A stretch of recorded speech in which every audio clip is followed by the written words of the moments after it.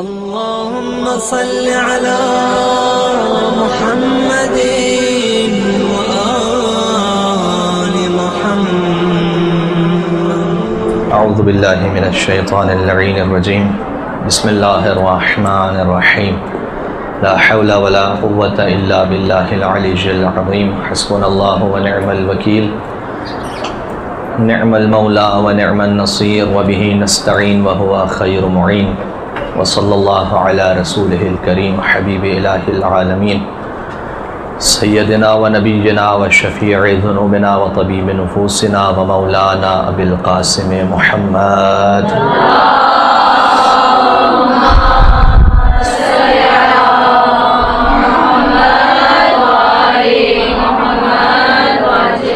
صلی اللہ علیہ وعلی آلہ الطیبین الطاہرین المعصومین المظلومین المنتجبین المنتخبین المیامین سیما بقیت اللہ فی الارضین الذین اذهب اللہ عنہم الرجس وطہرہم تطہیرا.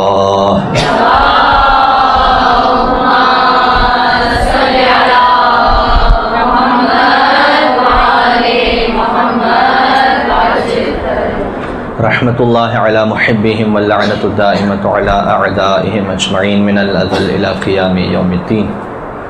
دعا امام زمانہ عجل اللہ تعالی فرجہ الشریف. بسم اللہ الرحمن الرحیم.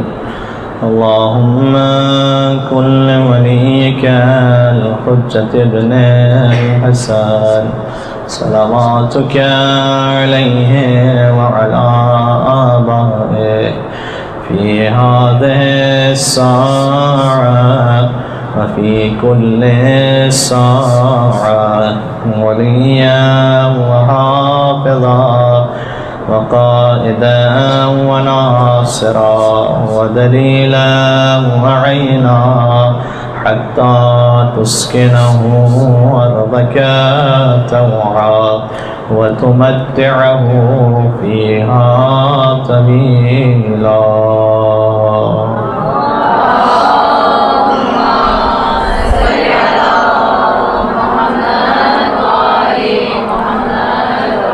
اما بعد فقد قال الله الحكيم في كتابه المجيد. بسم الله الرحمن الرحيم. رب ادخلني مدخل صدق واخرجني مخرج صدق واجعل لي من لدنك سلطانا نصيرا. صلوات بر محمد وآل محمد.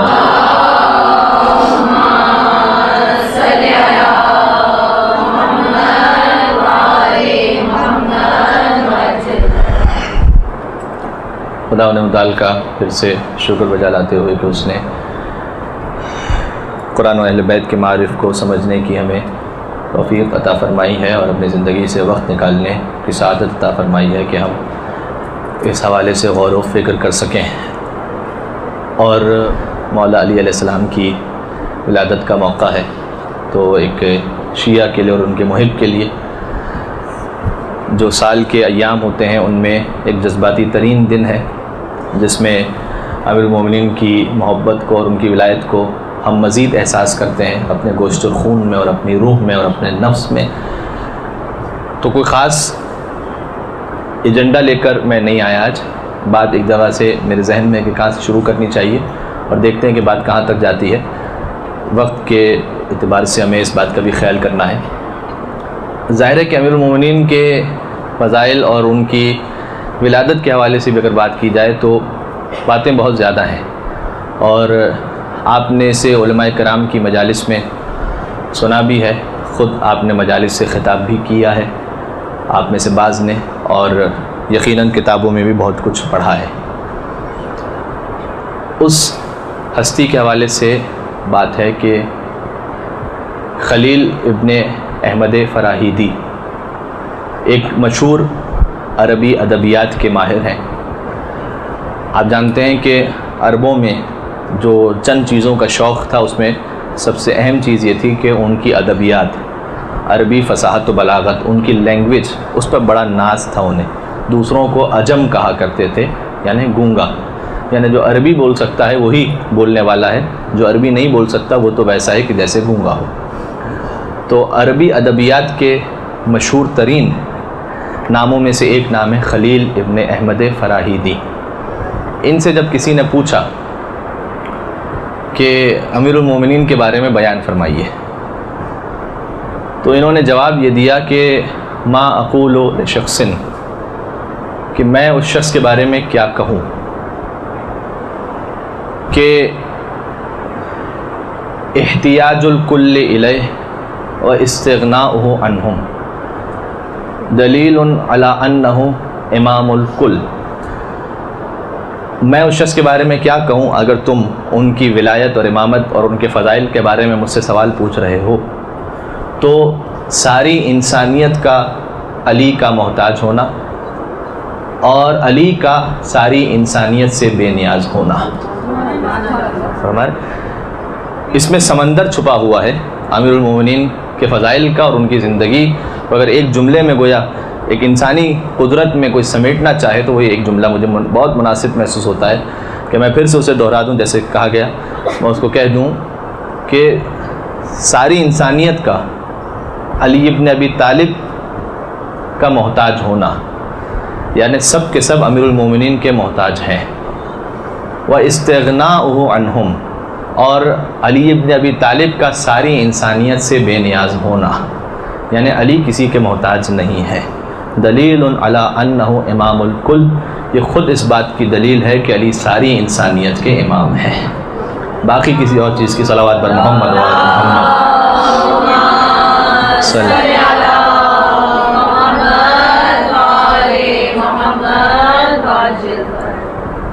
اور اسی بات کو کسی اور نے ایک نئے انداز سے یوں بیان کیا کہ جو علی کو پالے اس کا چھٹتا کچھ نہیں، اور جو علی کو چھوڑ دے اس کا بچتا کچھ نہیں. یا علی جسے چھوڑ دے اس کا بچتا کچھ نہیں. تو اس اعتبار سے ایک ہماگیر اور آفاقی شخصیت پر آج ہمیں بات کرنی ہے. اچھا، یہ جو کہا گیا کہ سب کا امیر المومنین کا محتاج ہونا اور علی کا سب سے بے نیاز ہونا، ظاہر ہے کہ ہم دیکھتے ہیں کہ سوائے ذات سرکاری ختم مرتبت کے کوئی ایسا نہیں ہے. اللہم صلی علی محمد و آل محمد.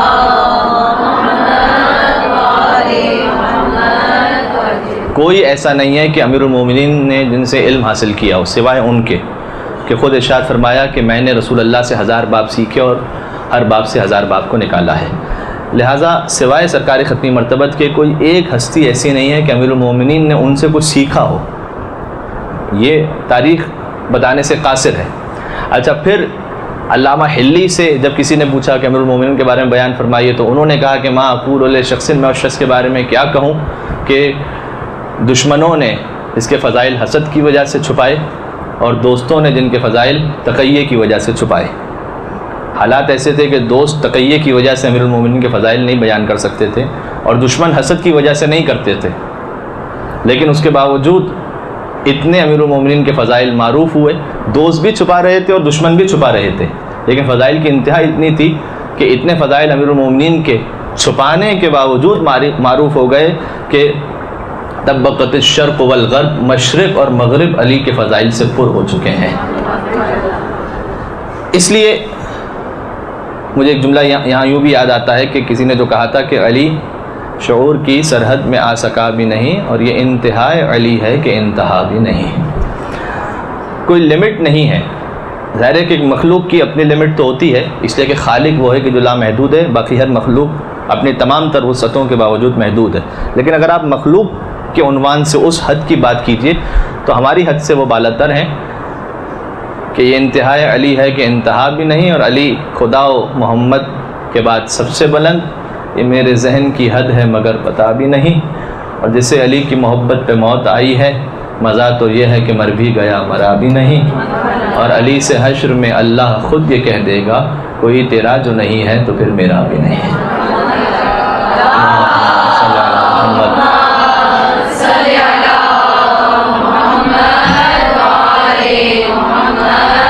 تو اب اس میں باتیں بہت ہیں، ہم ایک جگہ سے اس کو شروع کرتے ہیں، کوئی سٹارٹنگ پوائنٹ ہو. تو چونکہ مولا امیر المومنین اسلام کی ولادت کی شب کے حوالے سے یہ بات ہو رہی ہے اور مجھ سے کہا گیا ہے کہ اس حوالے سے بات کی جائے. سب سے پہلے تو ہم یہ جاننے کی کوشش کرتے ہیں کہ اس دنیا میں تشریف آوری سے پہلے اصل جو خلقت ائمہ علیہ السلام ہے، ان کا وجود آدم سے پہلے تھا یا آدم کے بعد میں تھا؟ یعنی کیا یہ آدم کی وجہ سے تھے یا آدم ان کی وجہ سے تھے؟ یہ جاننا ابتدائے اس معرفت میں بڑا ضروری ہے، چونکہ زیارت جامع کبیرہ میں بھی اس سے ایک شبیہ جملہ موجود ہے جس کی جانب میں تھوڑا سا اشارہ کرنے کی کوشش کروں گا۔ دیکھیے، آغا احمد حسین قاضی انہوں نے لمعۃ الانوار ایک کتاب لکھی ہے، اس میں اس روایت کو لکھا ہے کہ جب آدم علیہ السلام کا حضرت حوا سلام اللہ علیہا ان سے ازدواج ہوا تو پروردگار نے کہا کہ اے آدم مہر حوا ادا کرو، اور حضرت آدم علیہ السلام نے کہا کہ میرے پاس تو کوئی چیز نہیں، مہر کے بغیر ازدواج نہیں ہو سکتا، اور جن کا یہاں ازدواج ہو چکا ہے انہیں پتہ ہے کہ جب صیغہ نکاح بھی پڑھا جاتا ہے تو اس میں جو ایک چیز بار بار مینشن کی جاتی ہے وہی مہر المعین المعلوم، انکحت موکلتی موکلک علی المہر المعین المعلوم، کہ اس مہر معین پر کہ جو معلوم ہونا چاہیے اس پر نکاح ہو رہا ہے، اور قبلت النکاح علی موکلی علی المہر المعین المعلوم، اور پھر جو لڑکے کی جانب سے بھی جو وکیل نکاح قبول کرتے ہیں وہ بھی یہی ہے کہ اس مہر معین پر نکاح قبول کیا جا رہا ہے۔ تو ایک چیز جس کا ذکر ہر صیغے میں ہوتا ہے، چاہے وہ لڑکی کی جانب سے پڑھا جا رہا ہو یا لڑکی کی جانب سے پڑھا جا رہا ہو، علی الصداق، صداق بھی وہی مہر ہی کو کہتے ہیں، تو مہر اس کے بغیر ازدواج کا تصور نہیں ہو، ازدواج نہیں ہو سکتا۔ تو حضرت آدم علیہ السلام، اچھا مہر میں بھی اب ظاہر اس کے فقہی مسائل پر میں کہاں جاؤں، اور مہر کے جو اخلاقی مسائل ہیں اس میں بڑی طولانی بحث ہو جائے گی، کتنا مہر ہونا چاہیے اور کیا مہر ہونا چاہیے، اور شہزادی کونین کا کیا مہر تھا، اور اسلامی اعتبار سے شوہر کا کیا فرض بنتا ہے اور زوجہ کا کیا حق بنتا ہے، اور مہر کب اس پر ادا کرنا واجب ہے، اور بیوی اگر معاف کر دے تو اس کے کیا فضائل ہیں، یہ ایک الگ پوری داستان ہے، لیکن مہر ہونا چاہیے اتنا طے ہے۔ تو آدم علیہ السلام سے کہا گیا کہ آپ مہر ادا کیجئے، تو انہوں نے کہا کہ پروردگار میرے پاس تو کوئی چیز نہیں دینے کے لیے، میں کیا مہر ادا کروں؟ اچھا بالکل ایک سمپل سی چیز، چھوٹی سے چھوٹی چیز مہر میں کیا ہو سکتی ہے؟ مثال کے طور پر ایک چاکلیٹ، یہ بھی ہو سکتا ہے، ٹھیک ہے۔ اب حضرت حوا سلام اللہ علیہا، آدم علیہ السلام یہ کہہ رہے ہیں کہ میرے پاس کچھ نہیں ہے مہر دینے کے لیے، تو کیا مہر دے سکتا ہوں میں؟ چونکہ آدم کے پاس جو کچھ تھا اس وقت، جنت میں تھے نا وہ، ان کی اپنی تو کوئی ملکیت نہیں ہے، پروردگار کی جنت میں ہے، تو یا تو ایک آپشن یہ تھا کہ جنت سے کوئی چیز لے کر حوا سلام اللہ علیہا کو دے دیتے۔ تو آدم نے جب یہ کہا کہ میرے پاس کچھ نہیں ہے، تو اللہ نے یہ نہیں کہا کہ جنت میں اتنی بڑی جنت ہے اس میں سے کچھ لے کر حوا کو دے دو، بلکہ آدم علیہ السلام سے کہا گیا کہ تم محمد اور آل محمد پر درود بھیجو، صلی علی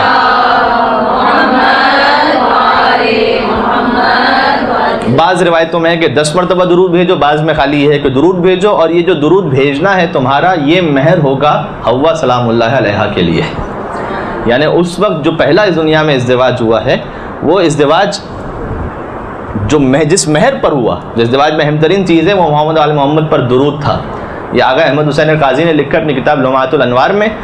تو اب تصور کرنے کی بات یہ ہے، اور اہل دل انصاف سے بتائیں کہ اگر اس وقت محمد اور آل محمد پر درود تھا تو کیا محمد اور آل محمد کا وجود نہیں ہوگا؟ مطلب کیسے ہو سکتا ہے کہ ان پر درود تو ہو لیکن ان کا وجود نہ ہو؟ اچھا اس بات کی جانب ہمارے یہاں اور بھی متعدد روایات ہیں جس میں اشارہ، میں کیا گزارش کرنا چاہ رہا ہوں کہ مولا امیر المومنین جو دنیا میں ان کی ولادت ہے وہ ہے 13 رجب، لیکن عالم انوار میں جو واقعات ہیں مولا امیر المومنین علیہ السلام کے نور مطہر کے، وہ کثیر تعداد میں، یعنی ان کی جو اصل خلقت ہے، ان کے نور کی خلقت، وہ تو آدم علیہ السلام ان کی خلقت سے کئی ہزار سال پرانی ہے۔ اس میں بھی یہ بھی بات ہے کہ بعض نے لکھا ہے کہ 40,000 سال کسی روایت میں کوئی اور عدد ہے، بہرحال اس آپس میں کیسے جمع کیا جائے گا یہ اور الگ بحث ہے کہ کسی روایت میں 7,000 سال، کسی میں 40,000 سال، لیکن ان کی خلقت پہلے تھی۔ اچھا قرآن کریم میں بھی جب وہ آیت کہ پروردگار عالم نے ابلیس سے یہ کہا کہ تو نے سجدہ کیوں نہیں کیا، یا ابلیس ما منعک ان تسجد، کہ کس چیز نے تجھے منع کر دیا اس کے سامنے سجدہ کرنے سے کہ جسے میں نے اپنے ہاتھوں سے خلق کیا تھا۔ پھر اللہ نے آخر میں کہا کہ استکبرت ام کنت من العالین، تو کیا متکبر ہو گیا یا تو عالین میں سے تھا؟ یہ جو جملہ ہے، میں آیت نمبر سورہ مبارکہ 7 آیت نمبر 75، اس کی تفسیر میں بھی جا کے دیکھیے گا. ترجمہ کیا ہے کہ کیا تو متکبرین میں سے تھا؟ سورہ سواد، سورہ سواد آیت نمبر 75. کیا تو متکبر تھا کہ تو نے سجدہ نہیں کیا، یا تو آلین میں سے تھا؟ آلین کا مطلب کیا ہے؟ آلین علی کی جمع ہے. اچھا، یہاں پر علی اسم کے طور پر نہیں ہے، وصف کے طور پر ہے. علی یعنی بلند، اور آلین چونکہ یہ حالت جری میں ہے، عربی قواعد کے اعتبار سے یا اور نون کے ساتھ اگر اس انداز سے آئے، اگر جمع ہو تو آلین یوں بنے گا، یعنی تو علیوں میں سے تھا، یعنی بلند لوگوں میں سے تھا،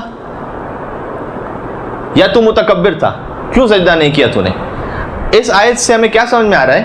اللہ یہ کہنا چاہ رہا ہے کہ یا تو متکبر ہے جو تو نے سجدہ نہیں کیا، یا تو اپنے آپ کو ان میں سے سمجھ رہا ہے کہ جو بلند تھے. بالکل بلا تشبیہ.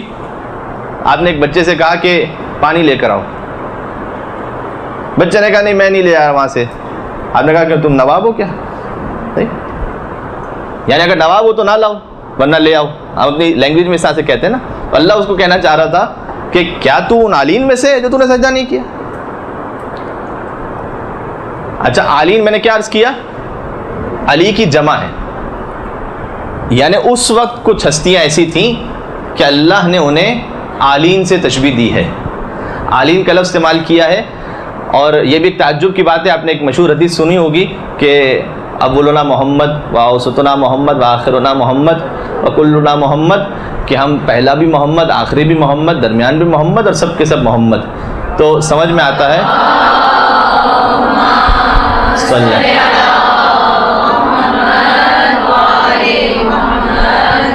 اس سے سمجھ میں آتا ہے کہ اگر فرش پر ہوں تو سارے کے سارے محمد ہیں، اور عرش پر ہوں تو سارے کے سارے علی ہیں.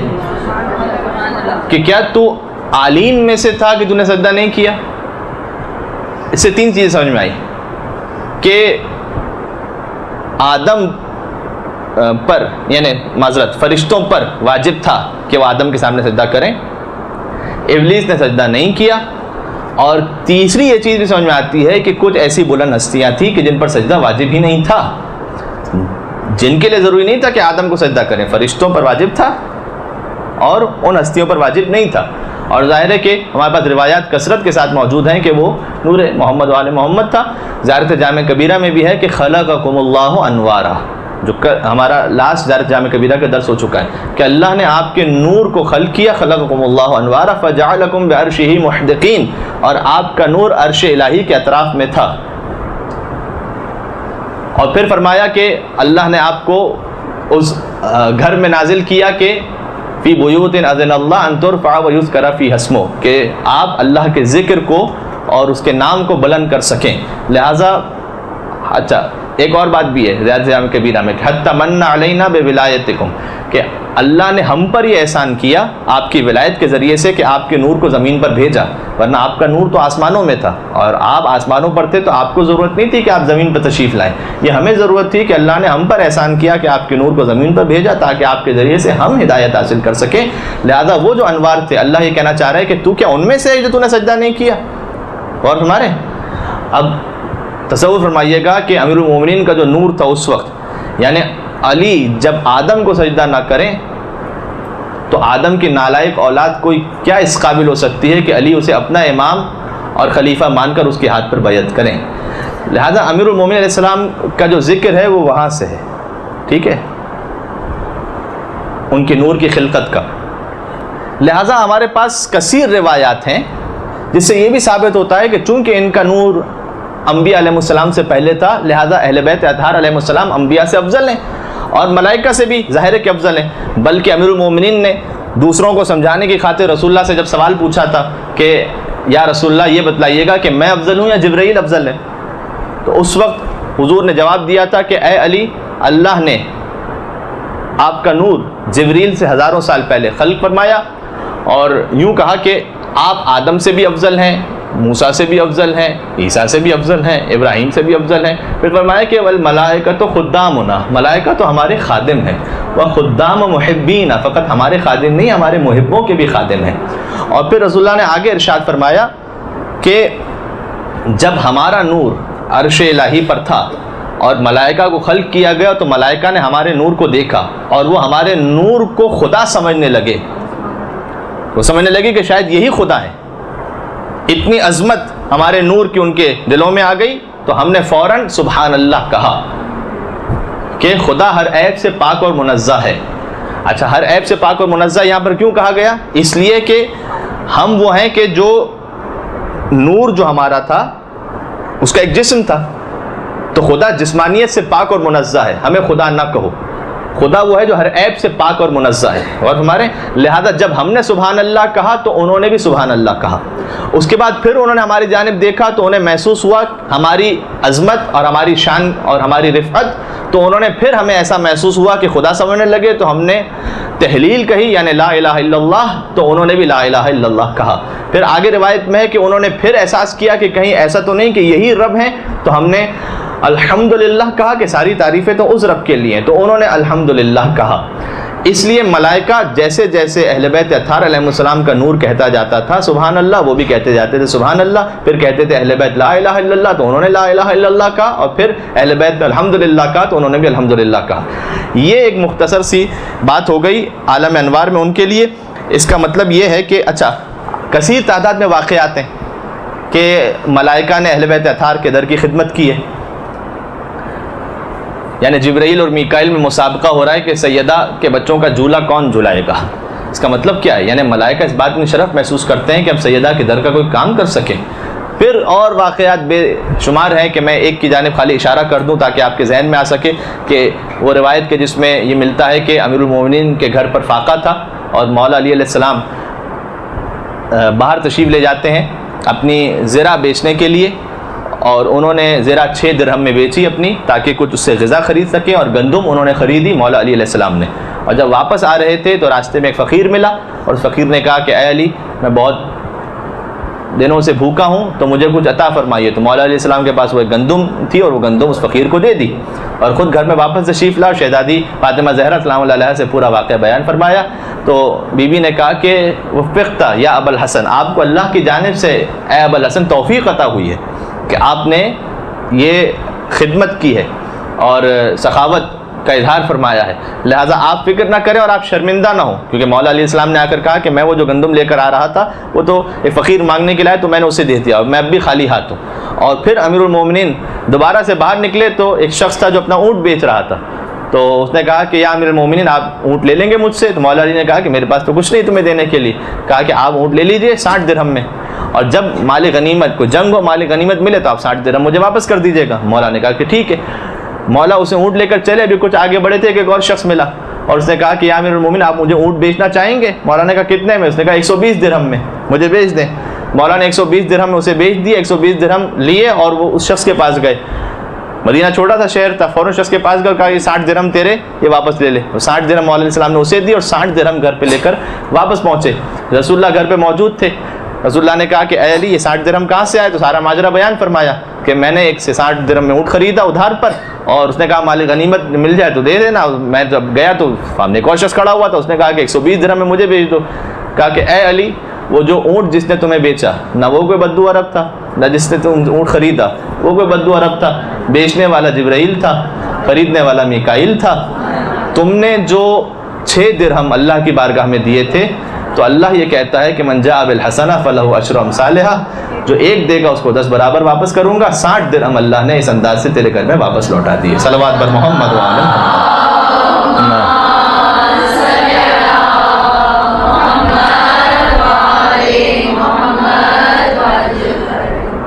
اب یہ کیا تھا؟ ملائکہ امیر المومنین السلام کے در کے خادم تھے۔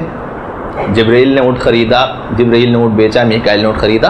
یہ ایسے کثرت کے ساتھ واقعات ہیں۔ اس کی وجہ یہ ہے کہ ان کی جو خلقت ہے وہ ملائکہ سے بھی پہلے، انبیاء سے بھی پہلے، تو لہٰذا خود میں نے ایک روایت عرض کی تھی اور میرے پاس یہ کتاب بھی ہے، اس میں تو اہل سنت کے ریفرنس سے بھی بڑی روایتیں موجود ہیں کہ جس میں ایک روایت بلکہ میں آپ کے سامنے من باب المثال پڑھ ہی دوں کہ انبیاء پر بھی کیسے فضیلت حاصل ہے امیر المومنین علیہ الصلوۃ والسلام کو. بڑی اچھی کتاب ہے یہ، لیکن ہے فارسی میں، اس لیے میں آپ کو اس کا ریفر نہیں کر پاؤں گا، چونکہ شاید اردو زبان میں اب تک یہ اویلیبل نہیں ہے.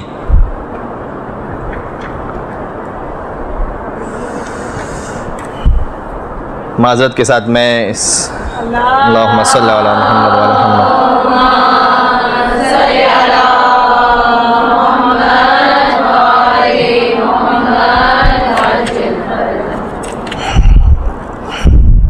تعجب ہے، میں نے اس پہ مارک کیا ہوا تھا لیکن ابھی اس وقت مجھے مارک نہیں مل رہا. اس میں یہ ہے کہ روایت کا خلاصہ اور مفہوم یہ تھا کہ حضور نے ارشاد فرمایا تھا کہ اے علی، اللہ نے جس نبی کو بھی جو مقام عطا کیا وہ آپ کی ولایت کے سامنے خاضع و خاشع ہونے پر عطا کیا. پھر فرمایا کہ عیسیٰ کو روح اللہ نے جو مقام عطا کیا وہ اس لیے عطا کیا کہ آپ کی ولایت کے سامنے بہت خاضع و خاشع تھے. ابراہیم کو خلیل اللہ کا لقب اس لیے عطا کیا کہ وہ اہل بیت اطہار پہ بہت زیادہ درود بھیجا کرتے تھے. یہ پوری ایک روایت اس میں موجود ہے جس سے سمجھ میں آتا ہے کہ انبیاء کو بھی جو مقامات عطا ہو رہے تھے وہ امیر المومنین علیہ السلام کے اس نور اطہر کے سامنے خاضع و خاشع ہونے پر عطا ہو رہے تھے. لہٰذا مولا علیہ السلام نے خود ارشاد فرمایا کہ میں نے ہر نبی کی مدد کی چھپ کر اور یا رسول اللہ آپ کی مدد کی ظاہر ہو کر. لہٰذا ہر نبی کو جب مدد کی ضرورت تھی تو امیر المومنین نے ہی چھپ کر اس نبی کی مدد فرمائی تھی. کثیر تعداد میں اس میں روایات موجود ہیں. خود اس لیے انبیاء پر بھی ان کی فضیلت ثابت ہو جاتی ہے. حتیٰ یہ اتنا اہم میٹر تھا کہ چھٹے امام صادق آل محمد امام جعفر صادق علیہ السلام نے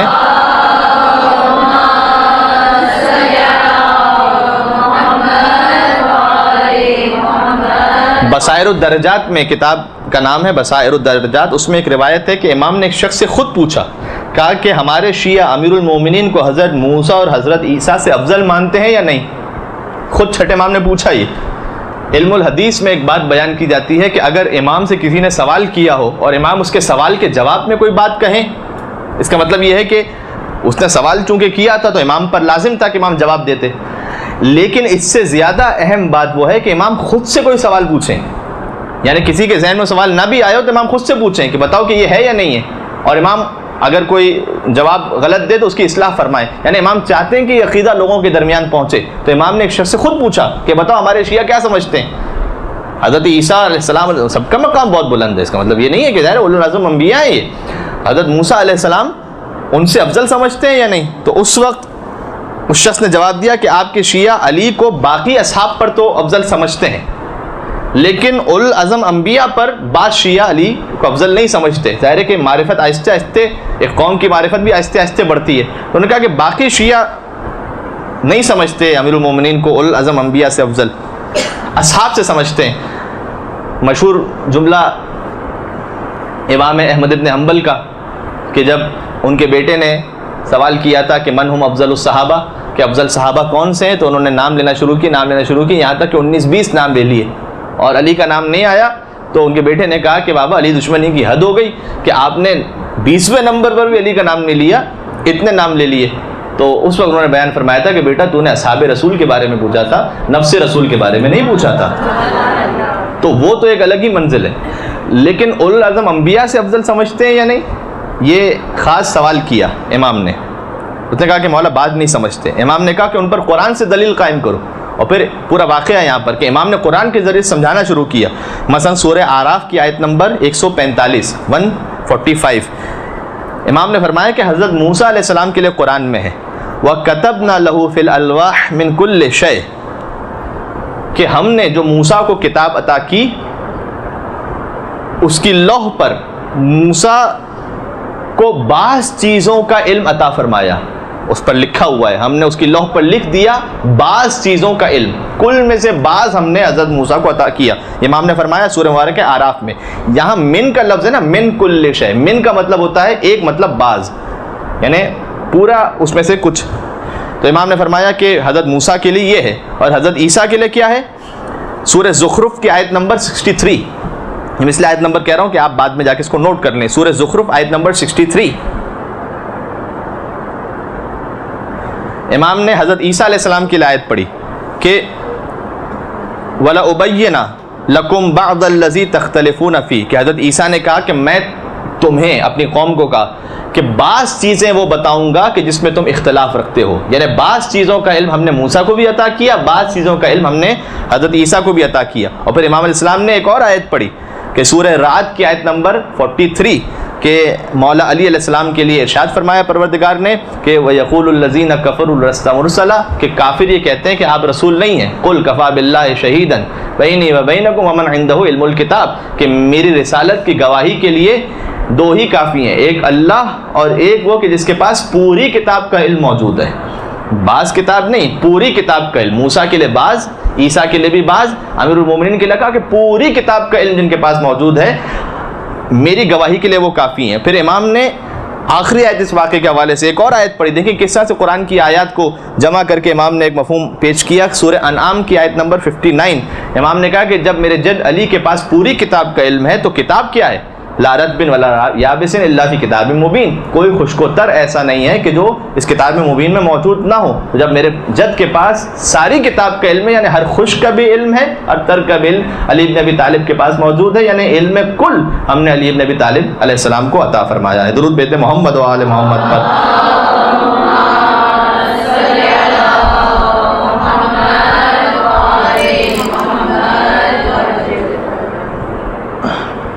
اچھا غور فرمائیے گا، ہم نے انبیاء کے حوالے سے بات کر لی، فرشتوں کے حوالے سے بات کر لی، خود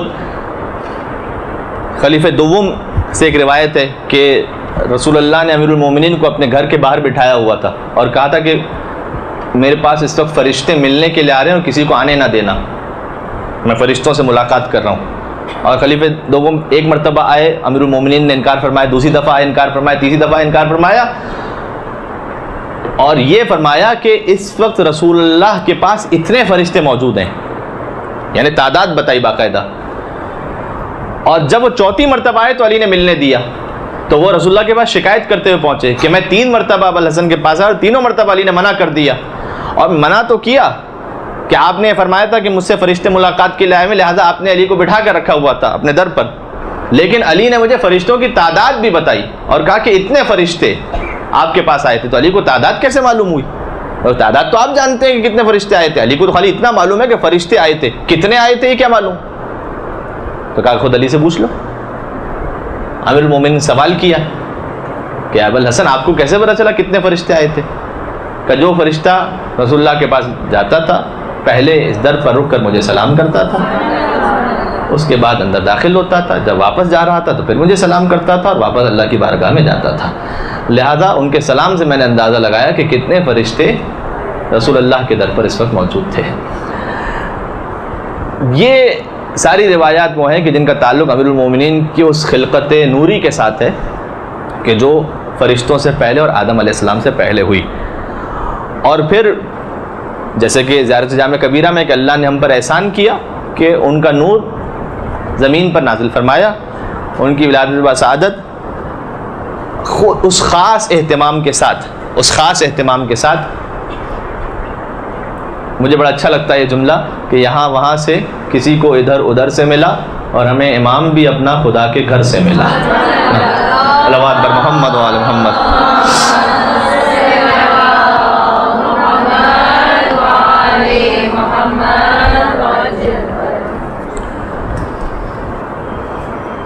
تو اس خاص اہتمام کے ساتھ کہ امیر المومنین کو وہ فضیلت عطا فرمائی کہ ان سے پہلے نہ ان کے بعد یہ فضیلت کسی کو عطا ہوئی۔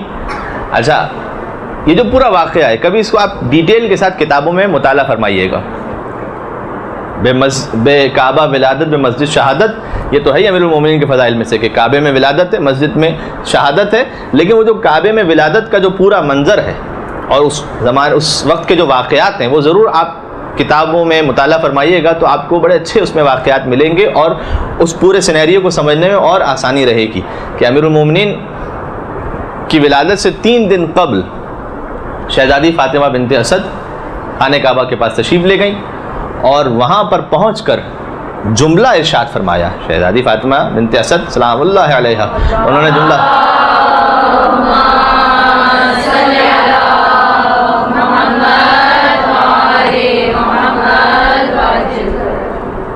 ارشاد فرمایا کہ پروردگار میں تجھ پر ایمان لائی اور تیری کتابوں پر ایمان لائی اور تیرے رسولوں پر ایمان لائی، جناب فاطمہ بنت اسد۔ پھر فرمایا کہ پروردگار تجھے اس بیت کا واسطہ، اس کے معمار حضرت ابراہیم علیہ السلام کا واسطہ اور اس مولود کا واسطہ جو میرے شکم میں ہے، میری مشکل کو آسان فرما دے۔ یہ شہزادی فاطمہ بنت اسد نے یعنی اپنے ایمان کا اظہار فرمایا سب سے پہلے، اس شبے کو دور کرنے کے لیے کہ بعض لوگ وہ ہوں گے کہ جو میرے شوہر ابو طالب علیہ السلام کو نعوذ باللہ کافر کہیں گے، تو انہیں یہ سمجھ میں آ جائے کہ جب میں خانہ خدا کے پاس آئی ہوں تو سب سے پہلے تو میں نے اللہ کو واسطہ دیا ہے، خود اس کا واسطہ اور اس کے نبیوں کا واسطہ اور کتابوں کا واسطہ دے کر، یہ سمجھانے کے لیے کہ اگر وہ کافر ہوتے تو نعوذ باللہ میں مومنہ عورت ان کے ازدواج میں اور ان کے نکاح میں کیسے رہ سکتی تھی، لہذا اپنے ایمان کا بھی اعلان کیا اور بالواسطہ حضرت ابو طالب علیہ السلام کے بھی ایمان کا اعلان فرمایا، میری مشکل کو آسان فرما دے۔ دیکھیں کتنا خوبصورت واسطہ دیا، تجھے اس بیت کا واسطہ، ان کے تعمیر کرنے والے حضرت ابراہیم علیہ السلام کا واسطہ اور اس مولود کا واسطہ جو میرے شکم میں ہے۔ سمجھانا چاہتی تھی کہ اگر کوئی خانہ کعبہ کے پاس بھی کھڑا ہو، ابراہیم کا واسطہ بھی دے دے تو اس کا وسیلہ اس وقت تک مکمل نہیں ہوتا جب تک علی بن ابی طالب کا واسطہ نہ دے دے۔ اس مولود کا واسطہ جو میرے شکم میں ہے، میری مشکل کو آسان فرما، اور اس وقت دیوار کعبہ شق ہوتی ہے، بالکل اس کے اپوزٹ سائڈ جو اس وقت باب رحمت موجود ہے، بالکل اس کے دوسری طرف کا یہ واقعہ ہے۔ یعنی آپ حجر اسود سے انشاءاللہ وہاں تشریف لے جائیں، پروردگار نصیب فرمائے سب کو، جب وہاں طواف کرنا شروع کریں، حجر اسود آپ کے لیفٹ سائڈ پر ہوگا، حجر اسود آپ کے لیفٹ سائڈ پر ہوگا، اور جیسے ہی آپ کا طواف شروع ہوگا تو باب رحمت آ جائے گا، پہلی ہی دیوار، اور باب رحمت سے بالکل برعکس دوسری طرف وہ ہے مقام شق۔ تو خاص امیر المومنین کے لیے دروازہ بنا، دیوار شق ہوئی، شہزادی اندر تشریف لے گئیں اور دیوار بند ہو گئی۔ اچھا، پڑھنے میں اور سننے میں واقعہ ہے بس، لیکن اس میں کتنے مضمرات پوشیدہ ہیں، آپ غور فرمائیے گا۔ سب سے پہلے تو ایسے موقع پر ایک خاتون کا اپنے گھر سے باہر آنا، واضح ہم بالکل قریب ہو، ایک خاتون کا اپنے گھر سے باہر آنا اور کہیں اور نہ جانا، سیدھا خانہ خدا جانا، اور وہاں اپنے شکم اطہر کو مس کر کے خانہ خدا سے یہ دعا پڑھنا، اور پھر دیوار کعبہ کا شق ہونا، اور وہ مقام کے جہاں پر دروازہ نہیں ہے اس جگہ سے شق ہونا۔ اور اس موقع پر عام طور پر تو یہ جو فیلنگز ہوتی ہیں، خواتین کی جو فیلنگز ہوتی ہیں، پرچھائی سے بھی بسا اوقات ڈر محسوس ہوتا ہے، ہر چھوٹی چھوٹی چیز سے ڈر محسوس ہوتا ہے کہ کہیں خدا نہ خواستہ کچھ نہ ہو جائے، ٹھیک ہے، ذرا سی کوئی آواز ہو جائے۔ اب آپ تصور کیجئے کہ ایک دیوار ویسی ہو، سامنے سے شق ہو رہی ہو، تو خاتون کے اچھا کوئی جو مرد کھڑا ہوا ہو وہ وہاں سے فرار کر جائے گا کہ بھئی دیوار شق ہو رہی خود بخود، اور بیوی فرار نہیں کرتی بلکہ بہت اعتماد کے ساتھ دروازے کے اندر داخل ہو جاتی ہیں، اس لیے کہ فرار کرتی ہے، اگر کسی فرار کی ماں ہوتی، یہ فرار کی نہیں بلکہ حیدر کرار کی ماں تھی، لہذا دروازہ شق ہوا۔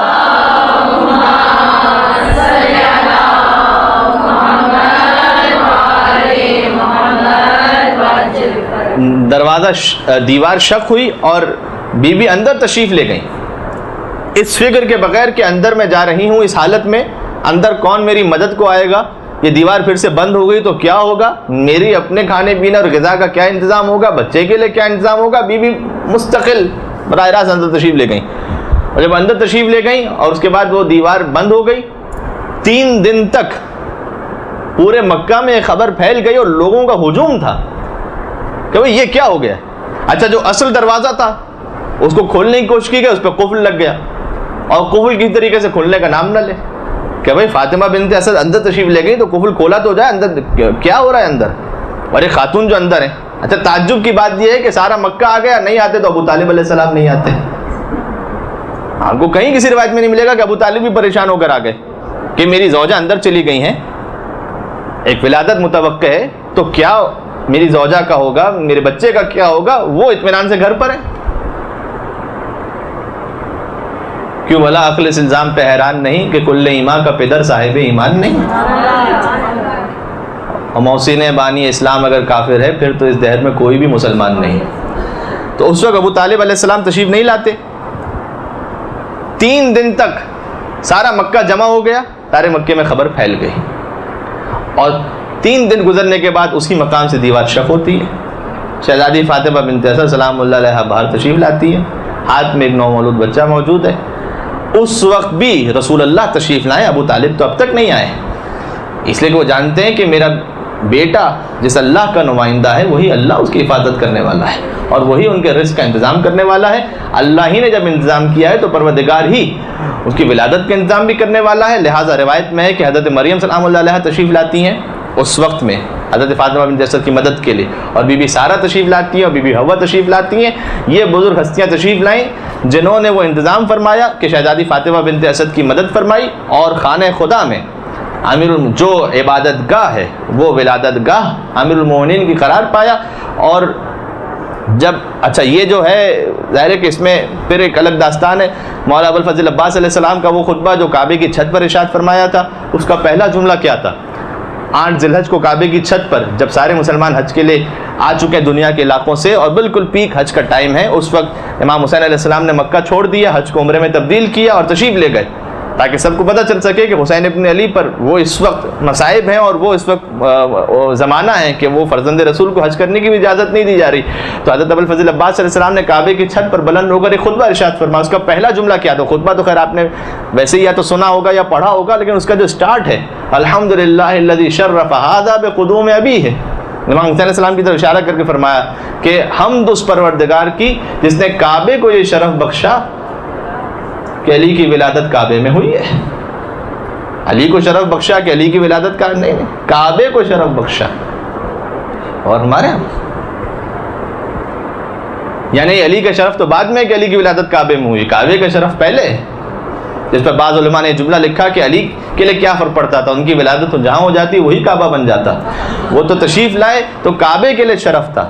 یہ ابوالفضل عباس علیہ السلام نے ارشاد فرمایا کہ حمد اس پروردگار کی کہ جس نے کعبے کو یہ شرف بخشا کہ حسین کے بابا کی ولادت کعبے میں ہوئی ہے۔ اور پھر فرمایا کہ من کان بالامس بیتن اصبح قبلتن، کل تک جو فقط گھر تھا وہ علی کی ولادت کے صدقے میں کعبہ اور قبلہ میں تبدیل ہو گیا۔ یعنی کل تک جو فقط ایک گھر تھا اس کی حیثیت عبادت گاہ کے حوالے سے اسلام میں تو نہیں تھی، لیکن علی کی ولادت کے صدقے میں آج مسلمان اس طرف رک کر کے نماز پڑھتے ہیں۔ جو کل تک گھر تھا اصبح قبلتن، وہ قبلہ بن گیا، کیوں؟ علی کی ولادت کی وجہ سے۔ ابوالفضل عباس علیہ السلام کا جملہ ہے کعبے کی چھت پر، ذرا 13 رجب کی رات کے حالات تو دیکھو، یہ کس نے بت کدے کو قابل سجدہ بنا ڈالا؟ بت کدہ ہے نا وہ، یہ کس نے بت کدے کو قابل سجدہ بنا ڈالا؟ اور کہا ہے جس ابو طالب کو تم نے عمر بھر کافر، اسی کافر کی زوجہ نے اسے قبلہ بنا ڈالا۔ صلوات پر محمد وعلی محمد۔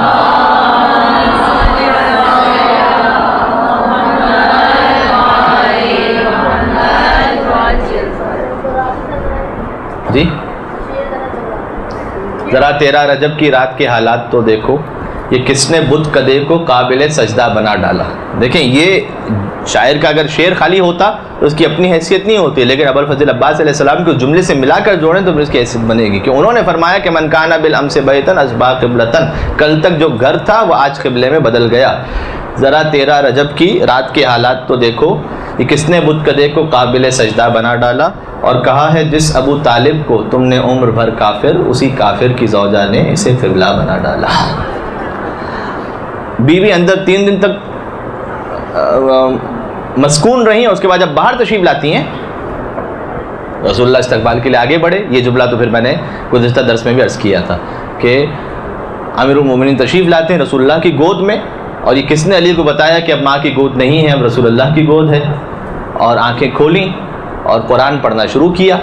اس سے پہلے یہ سوال کیا کہ یا رسول اللہ میں توریت پڑھوں یا زبور پڑھوں یا انجیل پڑھوں یا قرآن پڑھوں؟ کہا کہ اے علی تم قرآن پڑھو، اور اس وقت امیر المومنین نے قرآن کی تلاوت کرنا شروع کی، سورہ مبارکہ مومنون کی، قد افلح المومنون، کہ یقیناً مومنین کامیاب ہو گئے۔ سورہ مومنون کا ابتدائی حصہ پڑھا۔ رسول اللہ نے اپنے وقت ولادت نہیں پڑھا تھا قرآن، لیکن علی نے قرآن پڑھا، اور قرآن پڑھ کر یہ سمجھا دیا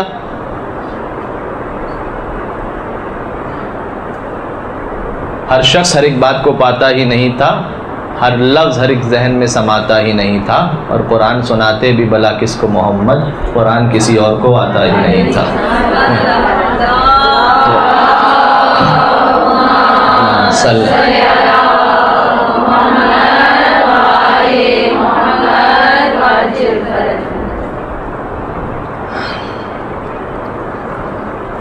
اس وقت امیر المومنین نے قرآن پڑھنا شروع کیا، سورہ مبارکہ مومنون کی تلاوت فرمائی۔ اچھا یہاں پر اب پہلے سے اس واقعے کو مکمل کر لو مختصراً، کہ پھر آنکھیں کھولیں اور رسول اللہ نے اس وقت یہ فرمایا تھا کہ اے علی تو نے مجھے اپنی نظر سے مخصوص کیا، پہلی نظر سے، اور میں نے تجھے اپنے علم سے مخصوص کیا، یہ میں پڑھ چکا ہوں۔ جناب فاطمہ بنت اسد اس واقعے کے بعد امیر المومنین کو اپنے گھر لے آئیں اور امیر المومنین کو ایک پارچے میں لپیٹ دیا گیا کہ اس وقت وہ پارچہ مولا امیر المومنین جو بالکل ابھی ولادت ہوئی امیر المومنین کی، انہوں نے ہاتھوں کو جنبش دی اور وہ پارچہ پھٹ گیا، اور پھر اس کے بعد ایک اور پارچے میں انہیں لپیٹا گیا، اور اس کے بعد پھر امیر المومنین نے ہاتھوں کو جنبش دی اور پارچہ پھر سے پارا ہو گیا۔ تو شہزادی فاطمہ بنت اسد سے مخاطب ہوتے ہوئے امیر المومنین نے کہا کہ یا امہ، اے مادر گرامی، میں اس وقت تسبیح کر رہا ہوں، لہٰذا مجھے تسبیح کرنے دیجیے، یعنی اس پارچے میں نہ لپیٹیں مجھے۔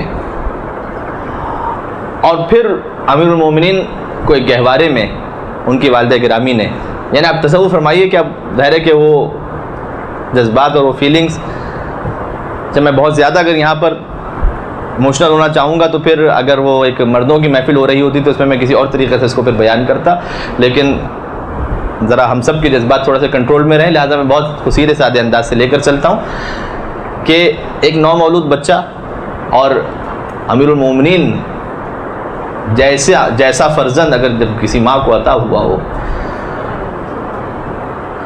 تو گہوارے میں شہزادی فاطمہ بنت اسد نے انہیں رکھا کہ وہ اژدہے والا مشہور واقعہ کہ وہ اژدہا امیر المومنین کے پاس آتا ہے، اور امیر المومنین نے اس اژدہے کے اسی گہوارے میں 2 ٹکڑے کر دیے، اور وہ اژدہا جس کے 2 ٹکڑے کیے تھے اس کی ایک خاص خصوصیت تھی۔ جب یہ 2 ٹکڑے ہو گیا، وہ اژدہا 2 ٹکڑے ہو گئے اس کے، تو لوگ آتے ہیں رسول اللہ کے پاس اور آ کر کہا کہ یہ کیا معاملہ ہو گیا؟ اس لیے کہ یہ اژدہا وہ تھا کہ جو ایک معیار تھا کہ ہم ہر نومولود بچے کے پاس اس اژدہے کو چھوڑ دیا کرتے تھے، اگر اژدہا ڈس لے اس بچے کو، اس کا مطلب یہ ہے کہ ہم یہ سمجھتے تھے کہ اس کے نسب میں کوئی شبہ ہے، اور اگر اژدہا اس پر حملہ نہ کرے تو ہم یہ سمجھتے تھے کہ نہیں، اس کا نسب صحیح اور سالم ہے۔ یہ اژدہا جو ہے وہ معیار تھا ہمارے لیے، ملاک تھا ہمارے لیے۔ تو یا رسول اللہ اب فیصلہ کیسے ہوگا؟ یہ تو بڑا مشکل معاملہ ہو گیا کہ علی نے تو گہوارے میں آ کر اس اژدہے کے 2 ٹکڑے کر دیے۔ گویا اس وقت رسول اللہ نے جواب دیا ہو کہ وہ جو معیار تھا وہ باطل ہو گیا، اب یہ معیار جو ہے کہ جس کے دل میں امیر المومنین کی محبت ہے، اس کی خلقت پاکیزہ ہے، اب سے معیار یہ ہے۔ لہٰذا اب آگے والا جملہ میں نہیں کہوں گا، صرف اتنا میں کہوں گا کہ اصحاب اپنے بچوں کو لایا کرتے تھے امیر المومنین کی خدمت میں، اور اگر بچہ دیکھ کر مسکرا دیتا تھا تو سمجھ جاتے تھے کہ ہاں اس کی خلقت صحیح اور سالم ہے اور پاکیزہ ہے۔ اور رسول اللہ نے یہ تربیت فرمائی تھی کہ جب رسول اللہ کے پاس بعض صحابہ آئے اور انہوں نے کہا کہ ہم نے بچوں کی خلقت کو دیکھنا چاہتے ہیں اور امتحان کرنا چاہتے ہیں، تو کہا کہ علی کے پاس لے آؤ، اور علی کے چہرے کو دیکھ کر اس کا چہرہ خوش ہو جائے، اس کا مطلب یہ ہے کہ اس کی خلقت صحیح اور سالم اور پاکیزہ ہے۔ تو یہ معیار پروردگار عالم نے عطا فرمایا امیر المومنین کے صدقے میں۔ بعض افراد نے، ظاہر ہے کہ جنہیں امیر المومنین کی کوئی فضیلت ہضم نہیں ہوتی، انہوں نے یہ کہا کہ یہ جو کعبے میں ولادت ہے، اس میں کون سا ایسا کوئی بہت بڑا کمال ہے؟ اس لیے کہ حضرت فاطمہ بنت اسد ایک اتفاق تھا کہ وہ وقت ولادت خانہ کعبہ چلی گئیں، بھائی کہیں نہ کہیں تو انہیں جانا تھا، یا گھر میں رہنا تھا یا کہیں جانا تھا، اب وہ چلے گئے اتفاق سے خانہ کعبہ اور وہاں ولادت ہو گئی، تو اس میں کون سے فضائل کی بات ہے؟ یہ بعض علماء نے لکھا ہے کتابوں میں کہ اتفاقاً ولادت یہاں ہو گئی، کیونکہ وہ اتفاق سے اس وقت یہیں تشریف لے آئیں۔ تو اس پر علامہ ذیشان جواری صاحب اللہ مقام انہوں نے پورا ایک تفصیلی جواب لکھا اس کا کہ اگر یہ اتفاق ہی تھا تو کیا یہ بھی اتفاق تھا کہ وہ دیوار کعبہ کے پاس آتی اور آ کر دعا فرماتی کہ پروردگار تجھے اس مولود کا واسطہ کہ میری مشکل کو آسان فرماتے؟ اور کیا یہ بھی اتفاق تھا کہ دیوار کعبہ شق ہو جاتی؟ کیا یہ بھی اتفاق تھا کہ وہ دیوار میں شق ہونے کے بعد اندر تشریف لے جاتی؟ کیا یہ بھی اتفاق تھا کہ دیوار خود بخود بند ہو جاتی؟ کیا یہ بھی اتفاق تھا کہ 3 دن تک اندر رہتی، نہ ماں کو نقصان پہنچے نہ بچے کو نقصان پہنچے؟ کیا یہ بھی اتفاق ہے کہ 3 دن بعد دیوار کھلے اور فاطمہ بنت اسد اطمینان کے ساتھ باہر آئے؟ کیا یہ بھی اتفاق ہے کہ بچے کی آنکھیں بند ہیں، اور جیسے ہی آغوش مادر سے آغوش رسالت میں ہیں تو علی نے آنکھیں کھولیں اور قرآن پڑھنا شروع کیا۔ کیا یہ بھی اتفاق ہے کہ قرآن کی تلاوت میں سورہ مبارکہ مومنون کی تلاوت کرنا شروع کی اور فرمایا کہ قد افلح المومنون، یقیناً مومنین کامیاب ہو گئے، اور رسول اللہ نے دیکھ کر کہا کہ ہاں علی تیرے صدقے میں کامیاب ہو گئے۔ اگر یہ سارے ہی اتفاق ہیں، رجانہ جواری صاحب لکھتے ہیں، اگر یہ سارے ہی اتفاق ہی ہو رہے ہیں تو کیا کہنا اس علی کا کہ جس کے اتفاق کی منزل دوسروں کے اختیار سے آگے بڑھ جائے۔ بھائی سارا ہی اگر اتفاق ہو رہا ہے تو دوسروں کا اختیار بھی اس مقام تک نہ پہنچ سکا جہاں علی کا اتفاق پہنچ گیا۔ تو اگر علی کے اتفاق کی منزل آ جائے تو عبادت گاہ علی کی ولادت گاہ بن جائے، اور اگر اختیار کی منزل آ جائے تو علی کی ایک ضربت ثقلین کی عبادت سے افضل ہو جائے۔ صلوات بر محمد و آل محمد۔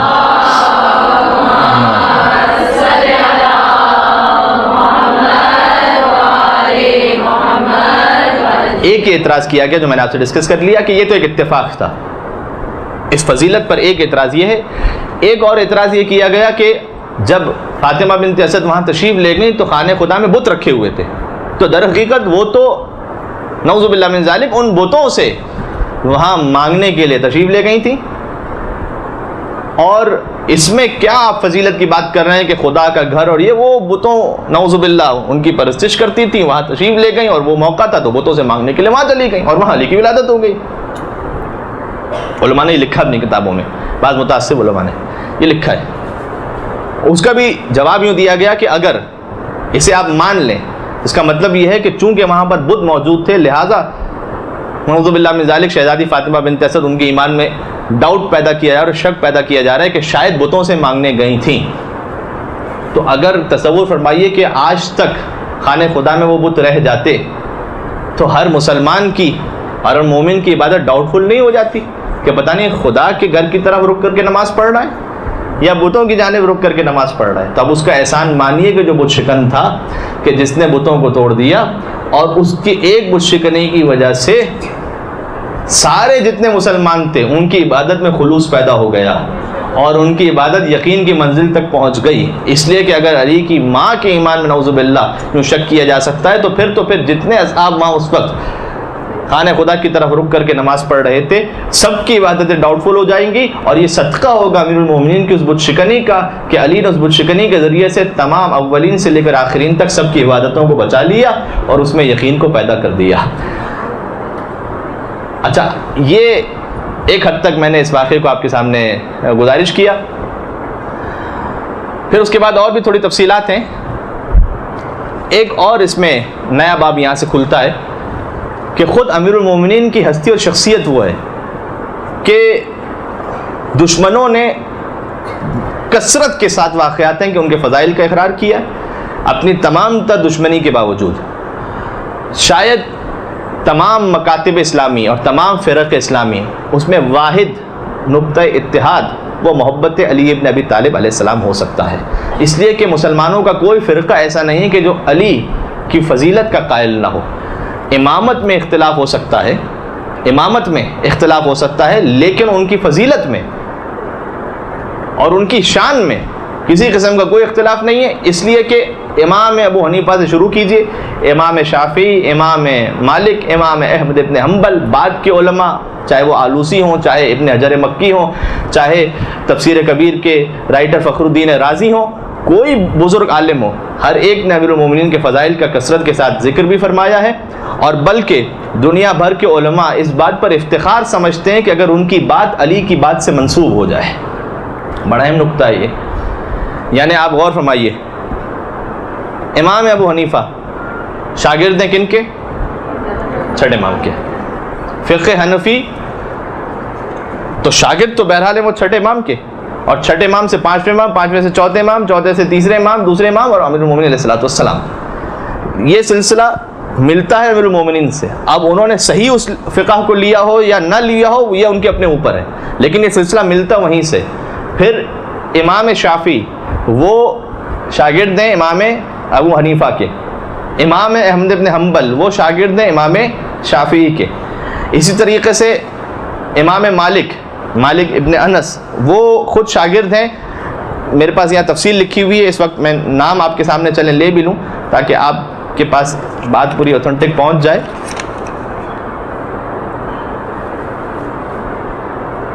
کہ یا اللہ.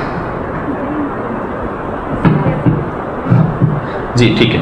امام مالک وہ شاگرد ہیں ربیعہ کے، اور ربیعہ شاگرد ہیں اکرمہ کے. اکرمہ نے درس حاصل کیا ہے عبداللہ ابن عباس سے. عبداللہ ابن عباس شاگرد ہیں امیر المومنین کے. اسلامی فقہوں میں سے کوئی فقہ ایسی نہیں کہ جو امیر المومنین سے جا کے نہ ملتی ہو. عقائد کے اعتبار سے دیکھیں تو معتزلہ اور اشاعرہ، یہ تو تھا فقہ کے اعتبار سے، فقہی مسائل میں. عقائد کے اعتبار سے جو دو بڑی تقسیمیں معتزلہ اور اشاعرہ.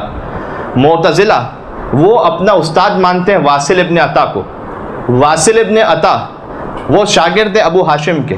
ابو ہاشم شاگرد ہیں محمد حنفیہ کے جو امیر المومنین کے بیٹے ہیں، اور محمد حنفیہ نے جو سیکھا ہے وہ امیر المومنین سے سیکھا ہے. اسی طریقے سے اشاعرہ وہ اپنا استاد مانتے ہیں ابو الحسن اشعری کو.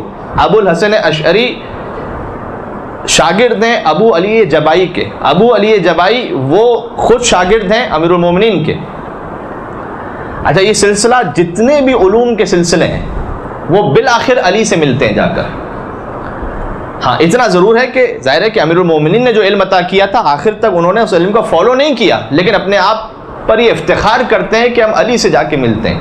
مسلمانوں کا کوئی فرقہ ایسا نہیں ہے اور کوئی علم ایسا نہیں ہے کہ جو امیر المومنین علیہ الصلوۃ والسلام کے پاس جا کر نہ ملتا ہو.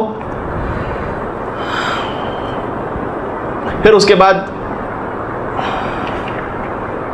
ظاہر ہے کہ میں 2-3 جملے یہاں سے گزارش کر دوں.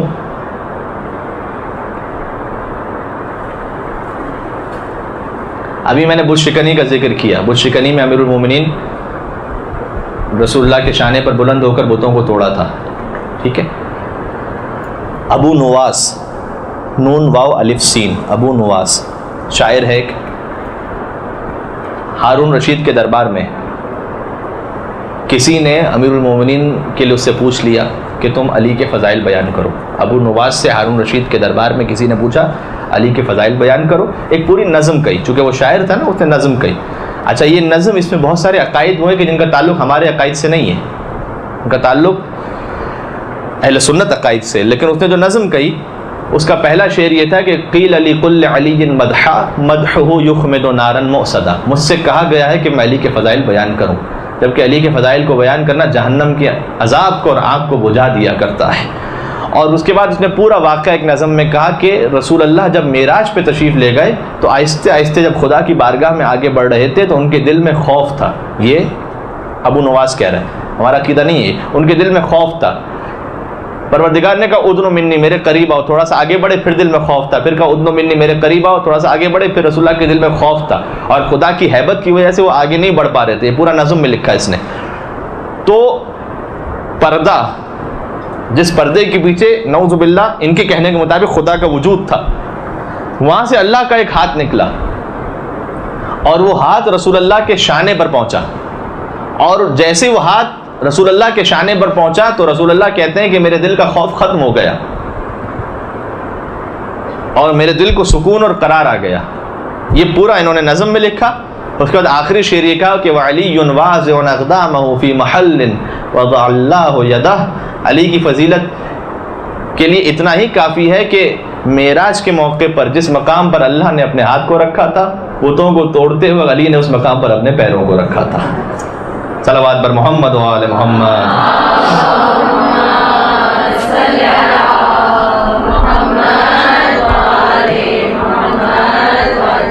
یہ سب جاننے کے بعد امیر المومنین کا وہ عرفہ والا مقام اور سب کچھ، ظاہر ہے کہ انبیاء بھی قیامت میں ان کے محتاج ہوں گے. حدیث میں تفسیر انوار النجف میں کہ حضور نے ارشاد فرمایا کہ من آدم الی عیسیٰ تحت لوائی، آدم سے لے کر عیسیٰ تک سب میرے پرچم کے نیچے ہوں گے. رسول اللہ نے کہا آدم سے عیسیٰ تک سب میرے پرچم کے نیچے ہوں گے. اور پھر حدیث ارشاد فرمایا کہ یا علی انت حامل لوائی، میرے پرچم کو تھامنے والے تم ہو گے. یعنی امیر المومنین نے جس پرچم کو تھاما ہوگا تمام انبیاء اس پرچم کے نیچے جمع ہوں گے. جو کسی نے کہا تھا کہ علم و عمل کا نیک قبیلہ ہے مرتضیٰ، یعنی حصول خلد کا حیلہ ہے مرتضیٰ. اے دشمن علی تیری بساط کیا، محشر میں انبیاء کا وسیلہ ہے مرتضیٰ. تو امیر المومنین علیہ الصلوۃ والسلام ان کے فضائل کو سننے کے بعد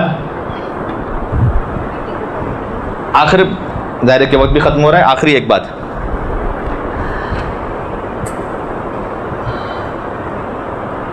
جب تک علی کے درس سے درس نہ لیں تو ان فضائل کو سننا اور ان کا بیان کرنا، اس کا جو حقیقی مقصد ہے وہ پورا نہیں ہو پائے گا۔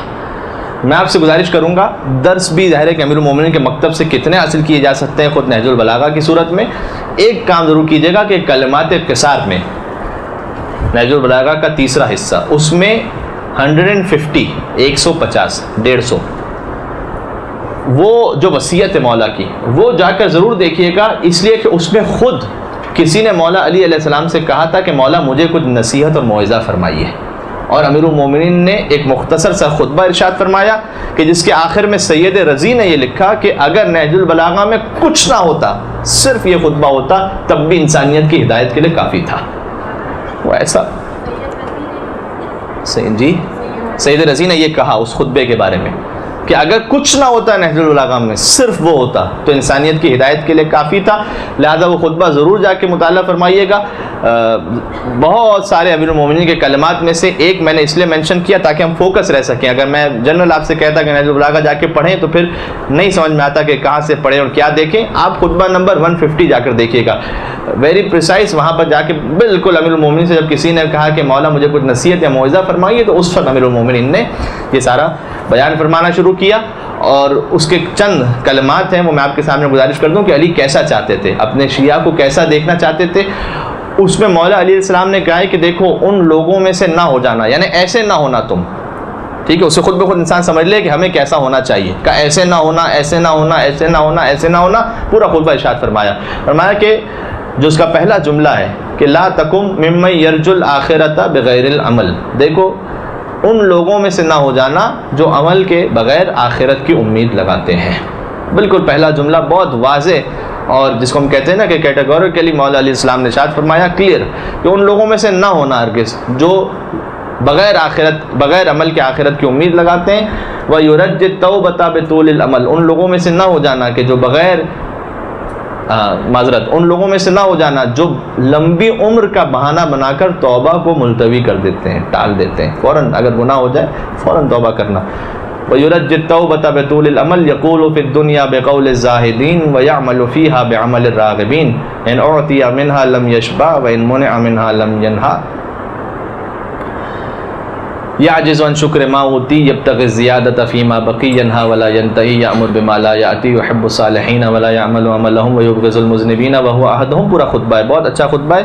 مولا علی علیہ السلام نے ارشاد فرمایا، میں اس کا تھوڑا سا ٹرانسلیشن آپ کے سامنے پڑھ دوں، علی کیسا دیکھنا چاہتے ہیں، فرمایا کہ ان لوگوں میں سے نہ ہو جانا کہ جو بغیر عمل کے آخرت کی امید لگاتے ہیں، ان لوگوں میں سے نہ ہو جانا کہ جو لمبی عمر کا بہانہ بنا کر توبہ کو ملتوی کر دیتے ہیں، ان لوگوں میں سے نہ ہو یأمر بما لا یأتی، اس چیز کا حکم دیتے ہیں جس پر خود عمل نہیں کرتے، ینہا ولا ینتہی، دوسروں کو برائیوں سے روکتے ہیں لیکن خود نہیں روکتے، یعجز عن شکر ما اوتی، جو اللہ دیتا ہے اس کا شکر ادا کرنے سے عاجز ہوتے ہیں، ویبتغی الزیادۃ فیما بقی، اللہ سے چاہتے ہیں کہ ہمیں اور بھی دے شکر لیکن ادا نہیں کرتے، یحب الصالحین ولا یعمل عملهم، صالحین سے محبت تو کرتے ہیں لیکن ان کے جیسا عمل نہیں کرتے، ویبغض المذنبین وهو احدهم، مذنبین سے بغض تو رکھتے ہیں لیکن خود انہی میں سے ہوتے ہیں، خود ان گناہگاروں میں سے ہوتے ہیں۔ بہت اچھا خطبہ ہے، شاید نہیں معلوم میں نے پہلے یہاں پر پیش کیا نہیں کیا، ایک منٹ کی بات ہے، 2 منٹ کی اس کو پڑھ دوں یہاں پر۔ نجف اشرف جہاں علی کا جوار ہے، آدم اور نوح علیہ السلام بھی وہیں پر مدفون ہیں،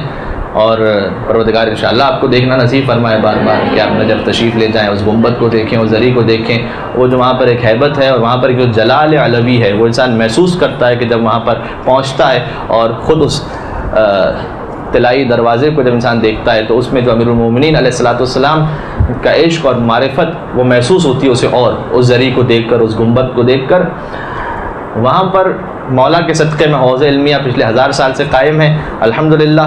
وہاں پر ایک ہندوستان کا طالب علم تھا، اور کئی روز کے جب فاقے ہو گئے تو مولا علیہ السلام کی قبر مطہر کے پاس آتا ہے اور آ کر کہا کہ اے علی، آپ مجھے کچھ یہاں پر عطا کیجئے، میں ہندوستان سے آیا ہوں اور میں یہاں پر بہت فاقے سے ہوں، تو میں فاقے سے ہوں تو مجھے عطا کیجئے۔ مولا علیہ السلام کی قبر کے پاس بہت رو کر وہ سو گیا، تو مولا علیہ السلام کو خواب میں دیکھا، مولا نے کہا دیکھ علم چاہیے تو اس بھوک میں، علم کے لیے قربانی دینا پڑے گی. اگر دولت چاہیے تو واپس چلا جائے ہندوستان, وہاں پر ایک راجا ہے, اسے جا کر کہ بے آسمان روت وقار آفتاب کنت, آسمان پر پہنچتا ہے اور آفتاب یعنی سورج بن جاتا ہے.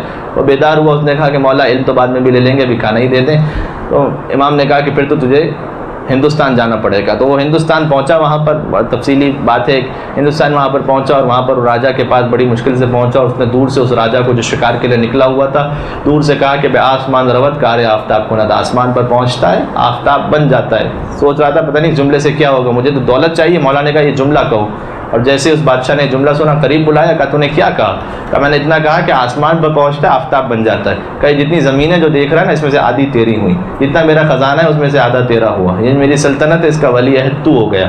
اس نے کہا حضور کیا بات ہے یہ, آپ سب کو جتنا عطا فرما رہے ہیں؟ تو بادشاہ نے یہ کہا کہ میں نے علی کی شان میں ایک منقبت کہی تھی, جس میں ایک شعر ایسا کہا تھا کہ پہلا مصرع کہہ دیا تھا اور دوسرا سمجھ میں نہیں آ رہا تھا.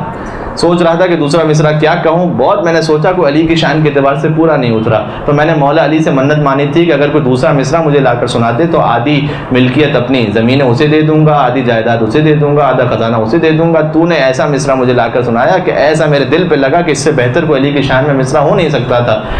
اب میں مصرع مکمل کرتا ہوں اسے کہ وہ پہلا مصرع کیا تھا کہ جس پر دوسرا مصرع کہا گیا, لیکن اتنا سمجھ میں آ گیا کہ امیر المومنین جسے مصرع چاہیے تھا اسے مصرع دے دیا, جسے دولت چاہیے تھی اسے دولت دے دی. علی کا در وہ ہے جسے جو چاہیے ہوتا ہے وہ مل جاتا ہے. سوال یہ کہ مجھے کیا چاہیے امیر المومنین کے در پر؟ چھوٹی چیز چاہیے تو چھوٹی مل جائے گی, بڑی چیز چاہیے تو بڑی بھی مل جائے گی. میرا ظرف کتنا ہے وہ تو سمندر وہاں پر موجود ہے. کہا کہ آپ نے پہلا مصرع کیا کہا تھا؟ کہ پہلا مصرع یہ کہا تھا کہ گر بذرعی نظر لطف بو تراب افتد بے آسمان ربت بکار آفتاب کنت. اگر دنیا کے ایک حقیر ذرے پر بھی بو تراب کی نگاہ ہو جائے تو یہ ذرہ اتنا بلند ہوتا ہے, اتنا بلند ہوتا ہے کہ آسمان پر پہنچ جاتا ہے اور آفتاب بن جایا کرتا ہے. شرط یہ ہے کہ امیر المومنین کے در کا ایک ذرہ بھی ہم بن جائیں تو انشاءاللہ وہ ہمیں آفتاب بنا دیں گے اور اس مقام تک انشاءاللہ پہنچا دیں گے. امیر المومنین کے در کا وہ ذرہ بننے کی پروردگار ہمیں توفیق نصیب فرمائے انشاءاللہ. اور پروردگار اہل بیت اطہار کا واسطہ, دیکھیں یہ جو اس نے جو شعر لکھا تھا کتنا زبردست فرمایا ہے. مولا علی علیہ السلام کی غالباً حدیث ہے, یا مجھے ذہن میں نہیں آ رہا کہ 5ویں امام یا 6ٹھے امام کی حدیث ہے کہ من قال فینا بیت شعر من اللہ لہ بیتا فی الجنہ, جو ہمارے لیے دنیا میں ایک بیت کہتا ہے اللہ اس کے لیے جنت میں ایک بیت بنا دیا کرتا ہے. یعنی بیت شاعری والا بیت, وہ بیت گھر والا بیت. تو چھوٹی چھوٹی چیزوں پر یہاں اجر اور ثواب عطا ہوتا ہے. پروردگار مولا امیر المومنین کے در کا سچا غلام بننے کی, ان کا شیعہ بننے کی توفیق عطا فرما.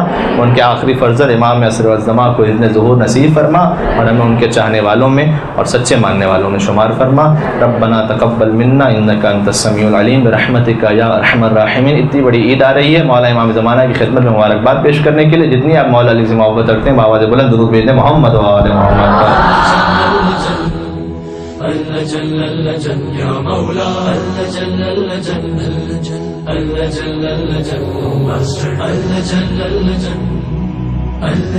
يا صاحب السماء